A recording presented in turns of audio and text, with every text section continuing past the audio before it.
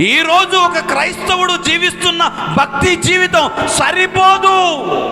నమ్ముకున్నాడు సరే, మారు మనసు పొందాడు సరే, రక్షణ పొందాడు సరే, బాప్తిసం పొందాడు సరే, వాక్యం చదువుతున్నాడు, ప్రార్థన చేస్తున్నాడు, ఏదో అరకొర భక్తి జీవితాన్ని కలిగి ఉన్నాడు, సరిపోతుంది, కానుకలు ఇస్తున్నాం, చాలదు. ఒక క్రైస్తవుడు, ఒక సంఘము పరిశుద్ధంగా ఉండాలంటే అతడు పశ్చాత్తాపము కలిగి కన్నీటి ప్రార్థన చేయాలి. దేవునికి స్తోత్రం. అప్పుడే అతడు పరిశుద్ధతను కలిగి ఉండగలడు.